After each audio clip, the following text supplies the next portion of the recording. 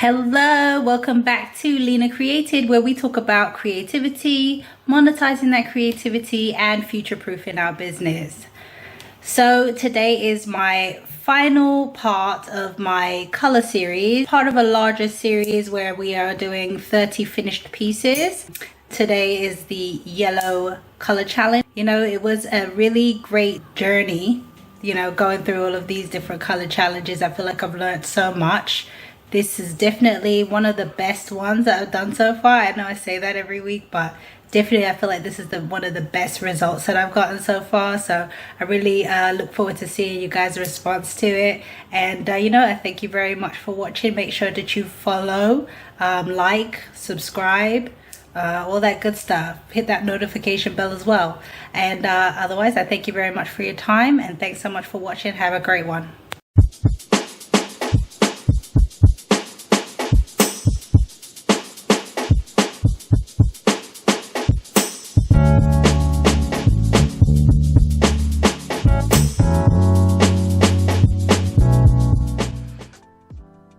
Alright, hello and welcome back everyone to the 7th challenge, the final part of the color series of the 30 finished pieces challenge, right? And this week I had a lot of fun.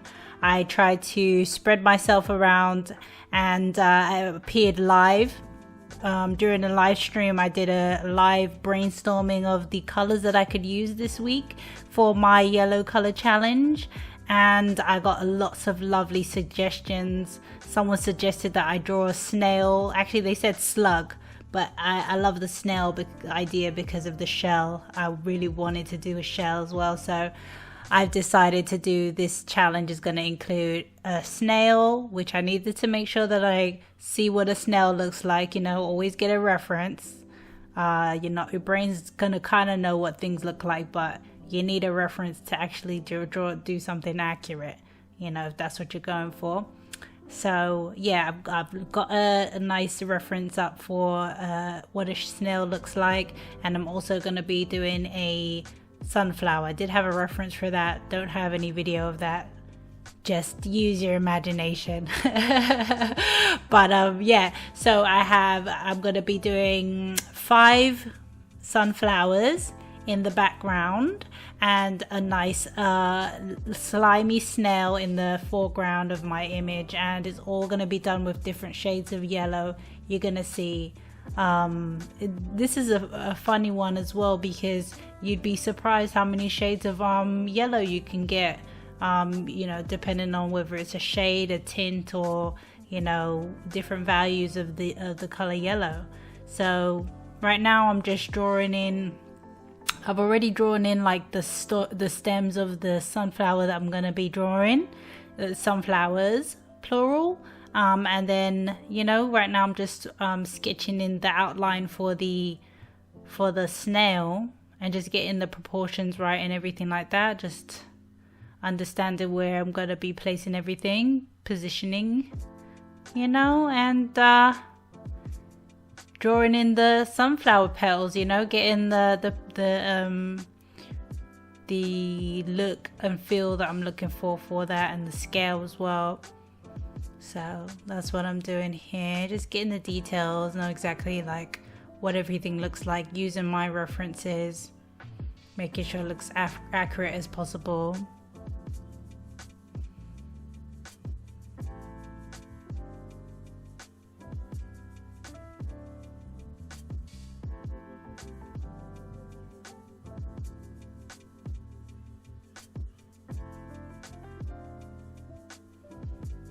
I really took my time with this to get the real, like I had to look real closely and see like how a snail is even set up, like how does its skin look or its body look, the slug part of it. So I learned a lot about its anatomy actually doing this, and the different textures that are on its skin, and like how to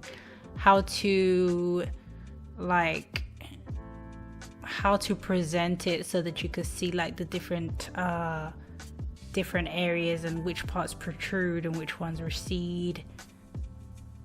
you know, and then just showing like the little grippy parts on the bottom part of it, and also just getting all the shadows and the shapes on the spiral of this shell. I kind of had a good idea of, you know, how to do that, but definitely looking at the reference helped me to make sure that I was getting that those curves correct, so that you could give the right kind of shape to the eye when you're looking from it from a distance. So that was important to me as well. So I just took my time to actually just get that correct, get that looking good.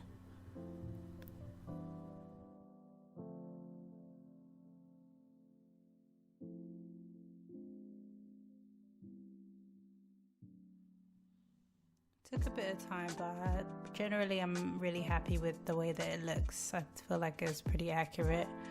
And so I just added in the rest of the details, paying attention to like the size of the cells, because if you look closely at the skin on snail, they have like different textures all over the body, and depending on what sides of it, like it's slightly lighter in color.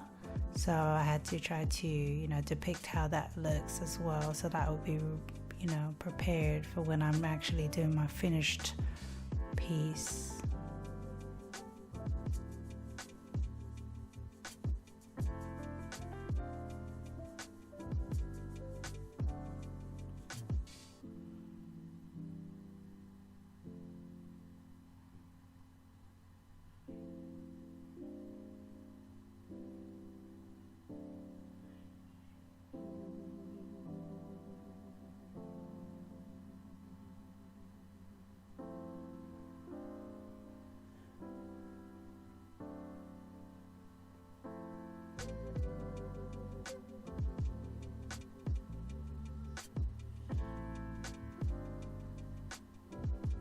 As you can see, I took my time with that one. I think that's really paid off, and I transferred it over to the canvas. On the canvas piece, I tried to limit the amount of detail that I put in, because I plan on adding them in with the paint. So as usual, I start off with a wash. Obviously, I forgot at this point to spray the canvas in advance with hairspray like I did last time, to prevent it from smearing, but then I stopped so that I could spray it on, let it dry. And as you can see, like the top part where I forgot, you see how it's smeared? That's what we try to avoid by spraying on the hairspray, otherwise it would have been a big muddy mess. The top part was a bit of a problem, but you know, it was okay in the end, you know, because obviously I remembered soon enough. So yeah, like I said, start off with a wash of the yellow straight out the bottle, and then I mixed together a yellow with a black, which gave a very muted, like very dull yellow, kind of like it almost looks green. It kind of looks like a mossy green color. Which was appropriate for the slug, for the snail, and for the leaves on the sunflower stems. So really kind of looks really good, and I was happy with the color that came out there. You know, I had in my mind that color was achievable with the yellow. You know, dark yellow. You could call it dark yellow. You know. Dark muddy yellow color. So I just played around with that, and just you know, all the creases and divots inside of the shell of the snail, I tried to just kind of carve out the shading, and you know, figure out the shapes and everything like that, putting in all the shadows using that muddy green color. And I'm just mixing together a light version, like a light color, light yellow, to put inside of those lighter parts.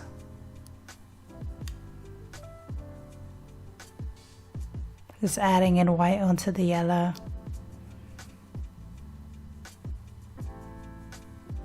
Just putting the little highlights, you know, basically.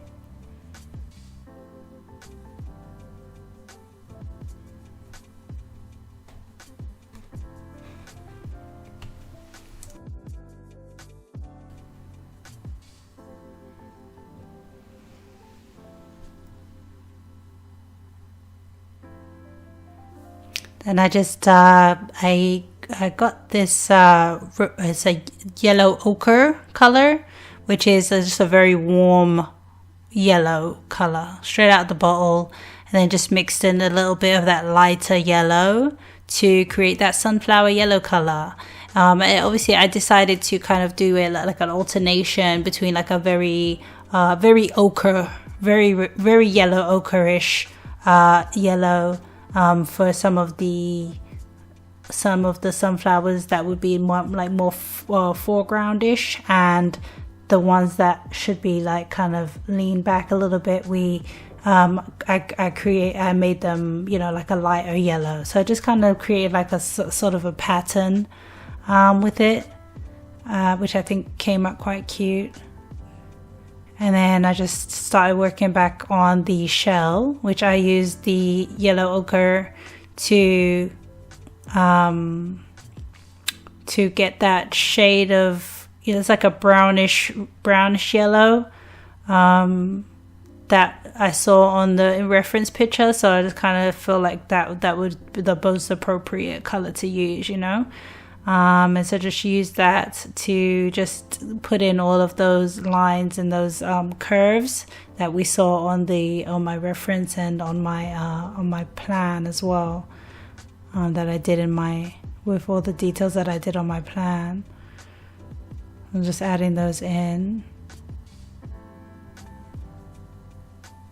And like the shape, what you notice, if you look at the shape of the lines, it actually creates the highlight just by me having those spaces in between the brown lines. It creates the highlight right there, and then I just add in a little bit of the lighter yellow to, you know, accentuate that more.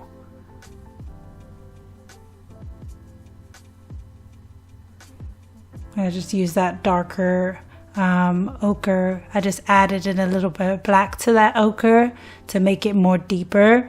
And so I use that to go into the crevices there and just make it a bit darker, make it a bit more contrast.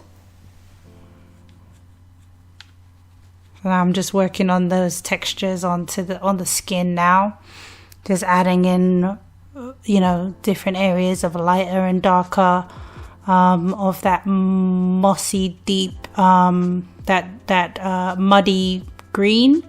So using different values of that muddy green, not green, but it looks green. It's a very muddy yellow color. Just added in a little bit of black to the yellow, and it created that color on its own. And so now in the background, for the top of the image, I'm using like a very light yellow. You can see it's just tinted with yellow only, just to create more dimension in the image as well, just to give it, you know, kind of more visual, just give it a bit of a more visual pop to it, you know, not just one plain color. It's almost like a fog, you could say, or clouds, low laying clouds. And so now I'm just putting in like different highlights and lowlights for the leaves on the stems of the flowers. That one there I forgot, so we're just adding in the color there. That dark yellow. Who knew dark yellow would look like that, honestly? But if you look at the color chart, that's right there. If you add in yellow, if you add in a black to a yellow, you get this color. Especially like if you work with the lighter, actually not lighter, if you work with the cooler yellows and the warmer yellows, you get slightly different values. When you get darker and when you get lighter, you get a different different look. So if you look at the shell, you'll see the dark version of the yellow ochre is more of a brown, and the dark version of that yellow, that bright yellow, is more of a green. So it's really interesting. So now I'm just going in with the real thin brush to get more detail into the shell and into the flowers, you know, go around the different areas of the flowers to make the flowers more detailed. That yellow ochre I'm using to create more shadows in between the flowers as well.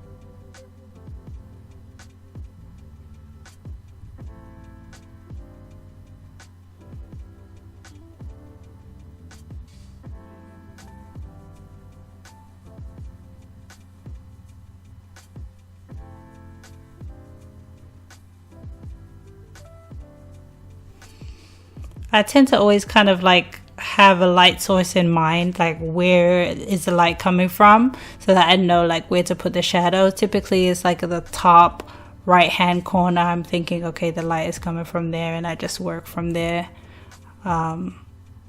It's not obviously never perfect, but just kind of having that in mind lets me know, okay, the tops of all of those leaves need to all be lighter than the bottom.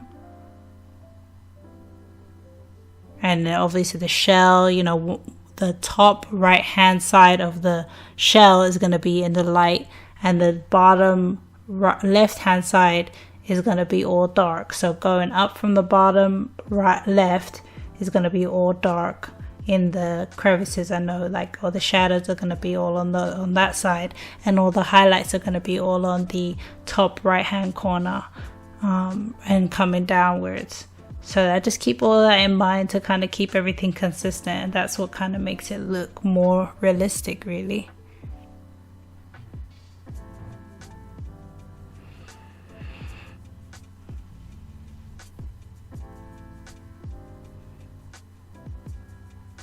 That's pretty much it. So definitely leave me a comment. Let me know what you think. How did I do with this challenge? Which one of them do you like the best? That I'm complete now with my rainbow. I hope you enjoyed watching, and I thank you very much. You have a really great